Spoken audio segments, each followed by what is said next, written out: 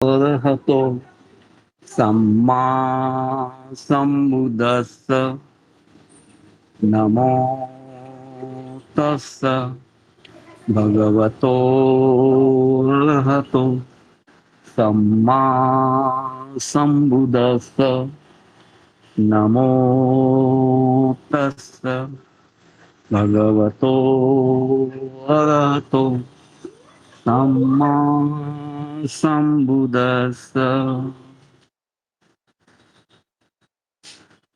मैं आज बौद्ध दर्शन शास्त्र में निहित मिलिंद प्रश्न की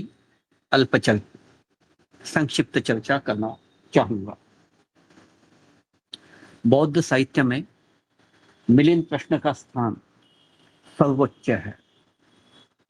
यद्यपि हम सब जानते हैं कि यह हमारे त्रिपिटक ग्रंथों में से एक नहीं है, फिर भी इसकी प्रामाणिकता और इसका माने क्या कहेंगे, प्रामाणिकता और उसकी अधिकार किसी भी प्रकार से कम नहीं मानी जाती।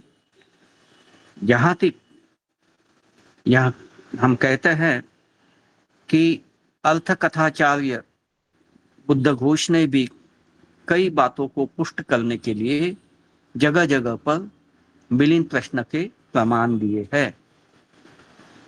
हमारी बौद्ध जनता इस ग्रंथ को अत्यंत श्रद्धा की दृष्टि से देखती है। बौद्ध साहित्य में मिलिंद प्रश्न ग्रंथ का स्थान धर्मशास्त्र, तर्कशास्त्र, समाजशास्त्र आदि विविध शास्त्रों के दृष्टि से परिपूर्ण है। इस ग्रंथ का गुणगौरव अनेक विद्वत जनों ने भी किया है। उत्तर भारत में शासन करने वाले बैक्ट्रिया के ग्रीक राजा मिनेंडर, यह बड़े महाप्रतापी राजा हुए हैं। उन्होंने सतलज नदी को पार कर यमुना नदी के आसपास तक का अपना राज्य बढ़ा लिया था। सागलपुर उसकी राजधानी थी, जो वर्तमान में सियालकोट जो पाकिस्तान में है उसमें निहित है, और इसका वर्णन भी इस ग्रंथ के प्रारंभ में आता है। मिनेंडर बड़ा विद्या व्यसनी तो था ही। वेद, पुराण, दर्शन इत्यादि सभी विधाओं में उसने अच्छा अभ्यास किया था। दार्शनिक विवाद करने में तो वो बड़ा निपुण था। यहां तक कि उस समय के बड़े बड़े दिग्गज पंडित भी उससे शास्त्रार्थ करने में भयकंपित होते थे, और तर्क करने में तो वह अजय समझा जाता था। एक बार मिनेंडर राजा अहर्त पद प्राप्त परम यशस्वी स्थविर नागसेन के पास शास्त्रार्थ करने गया। स्थविर ने राजा के तर्कों को काट कर उसे बुद्ध धर्म की शिक्षा दी। हमें ज्ञात है कि इस ग्रंथ के अंतिम भाग में आता है कि राजा मिनेंडर बुद्ध धर्म से इतना इतना प्रभावित हुआ कि उसने सारा अपना राजकाज छोड़कर उसने प्रवज्ञा ग्रहण की और उसे अर्हत पद प्राप्त हुआ। इस ग्रंथ के संबंध में सबसे बड़ी कठिनाई तो यह है कि उसके कर्ता का नाम अब तक हमें ज्ञात नहीं। कई विद्वान पंडितों के बहुत परिश्रम करने पर भी न तो ग्रंथ के आंतरिक और बाह्य प्रमाण से ही इस बात का निश्चय हो सका कि इसका कर्ता कौन। कुछ विद्वानों का मत है कि मिलिंद प्रश्न मूलतः संस्कृत में या किसी दूसरी प्राकृत भाषा में लिखा गया होगा। प्रस्तुत ग्रंथ जिसका पाली में अनुवाद है, उसकी शैली भी सचमुच पाली की अपेक्षा संस्कृत से ही अधिक निकट जानी जाती है। पाली के अतिरिक्त मिलिंद प्रश्न का एक दूसरा संस्करण चीनी भाषा में भी मिलता है। पिछली बार चीनी पंडित की सहायता से उन विद्वानों ने उसका अंग्रेजी अनुवाद भी किया था।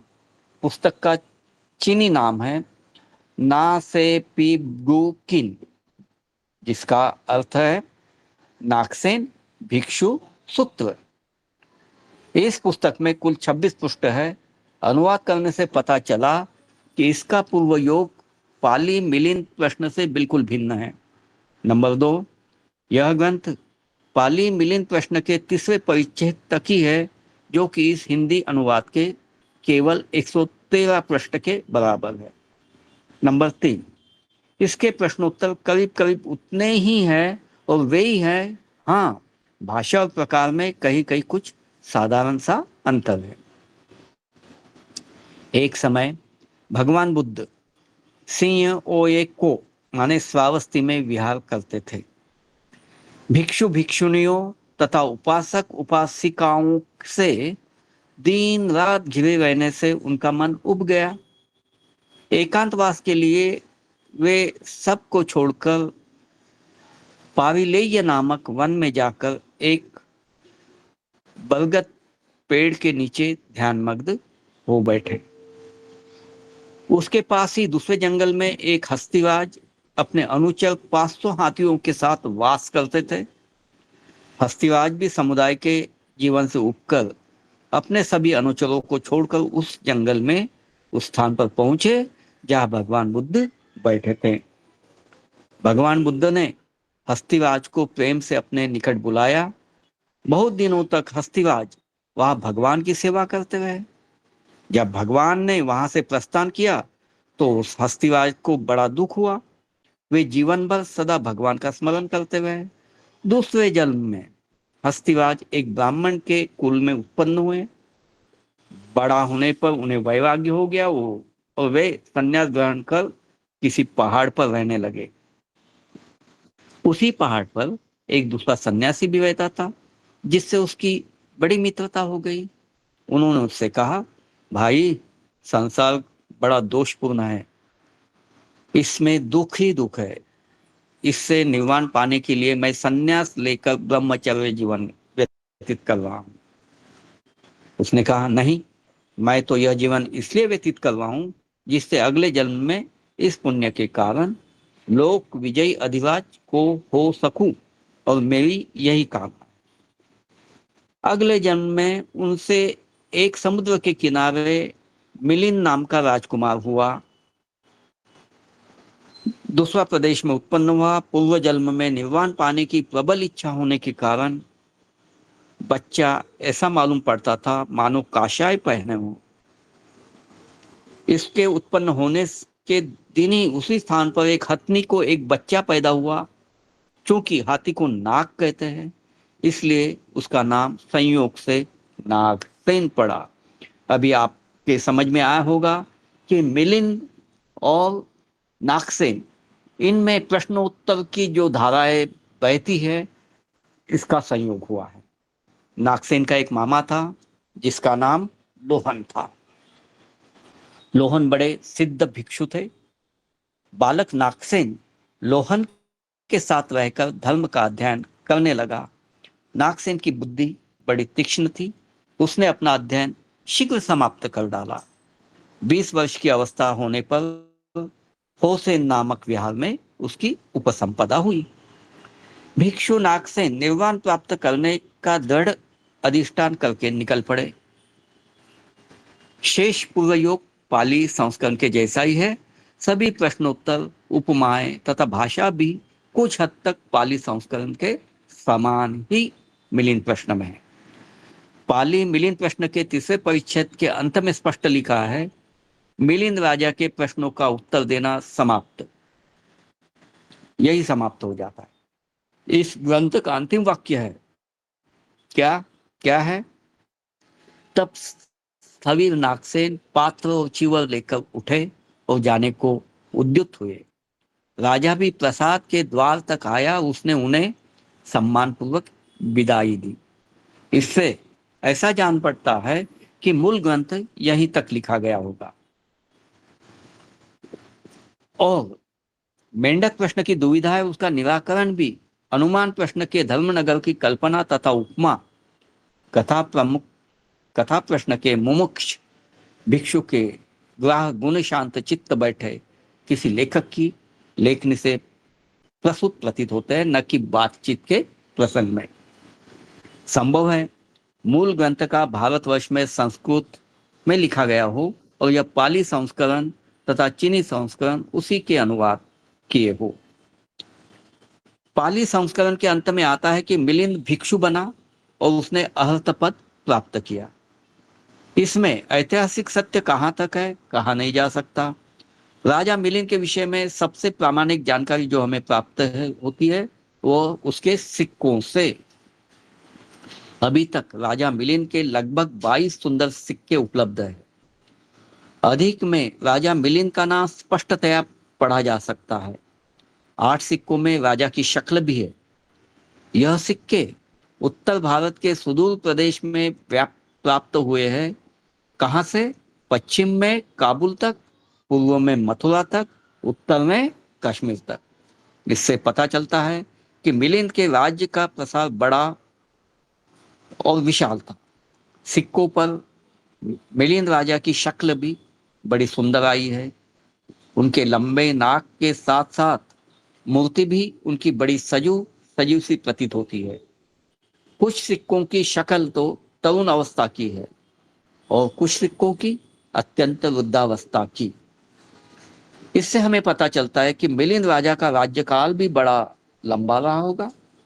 सिक्कों के एक तरफ ग्रीक भाषा में और दूसरी तरफ उस समय की पाली भाषा में लेख है। 21 सिक्कों पर एक तरफ बेसिलियो सोक्टेरियस मिनेंडर माने मिलिंद और दूसरी तरफ महाराजस तद्वतस मेनंद्रस ऐसा लिखा गया।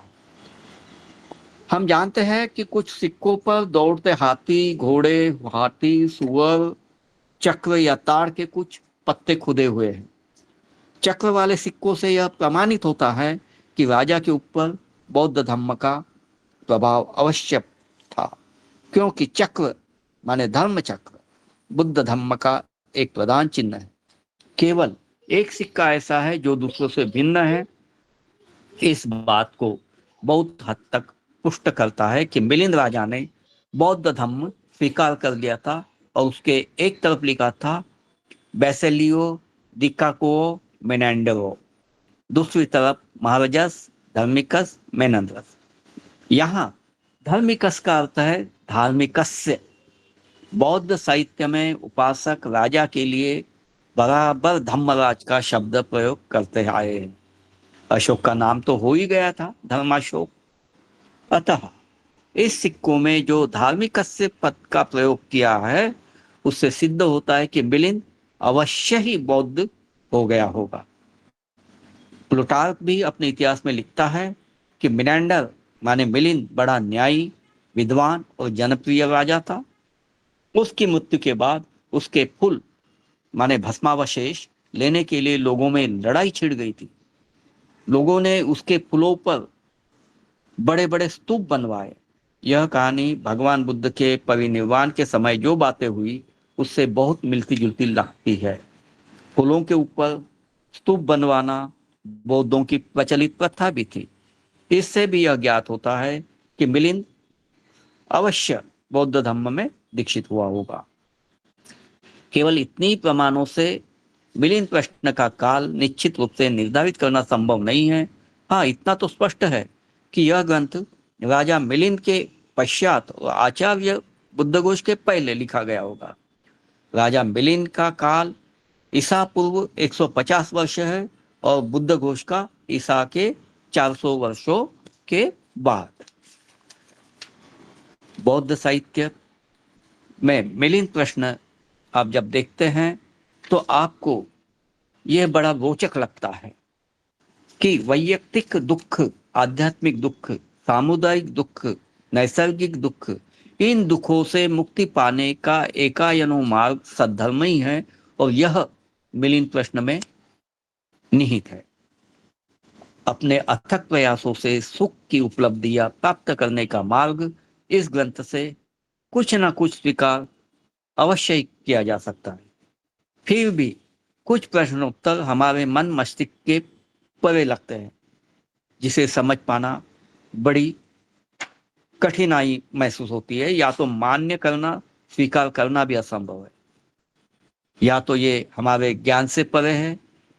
उदाहरण के रूप में इसके मिलिंद प्रश्न के चौथे परिच्छेद मेंढक प्रश्न का पाठ 5 बड़े भूकंप होने के कारण और अन्य और भी प्रश्न है, इस तरह के प्रश्न का उत्तर यही ग्रंथ के तीसरे परिच्छेद के प्रश्न चौथा वर्ग में पाठ 43 में दिए गए हैं। बुद्ध धम्म के त्रिपिटक का एक भाग अभिधम्म है। चित्त चैतासिक मान विज्ञान का सूक्ष्म अध्ययन है। आज का मनोविज्ञान भी चित्त मन की परिभाषा की व्याख्या करता है, लेकिन अभिधम्म के अंतर्गत की गई परिभाषा व्याख्या अधिक व्यापक तथा श्रेष्ठ है। आज वैज्ञानिक ढंग से मनोविज्ञान जानने का आसान उपाय हमें मिलिंद प्रश्न इस ग्रंथ में मिलता है। दूसरा परिच्छेद तीसरा वर्ग पाठ 24-25 जहां जहां चक्षु विज्ञान होता है वहां वहां मनोविज्ञान होता है। मनोविज्ञान के होने से ही वेदना भी होती है। क ख ग घ ड च छ पाठ जानकर आप स्वस्थ रहकर निरोगी रह सकते हैं, विकार रहित रह सकते हैं, विकार नष्ट कर सकते हैं, विकृतियां नष्ट कर सकते हैं, और तो और मन प्रवृत्ति को बदल भी सकते हैं।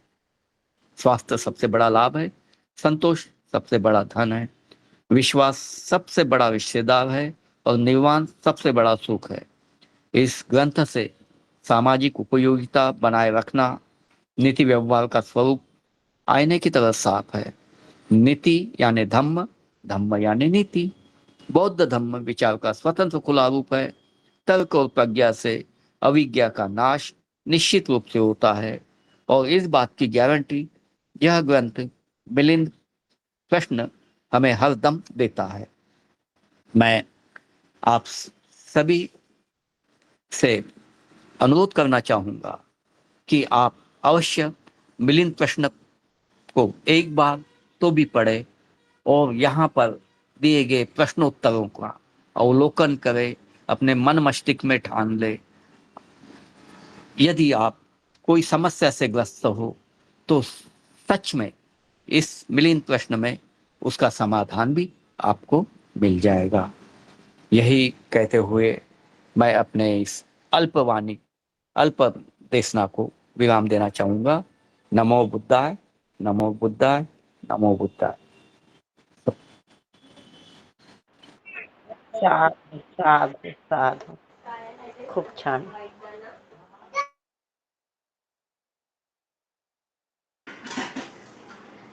साधू साधू साधू, खूप छान माहिती मिळाली आणि नवीन अगदी नाविन्यपूर्ण. साधू साधू साधू.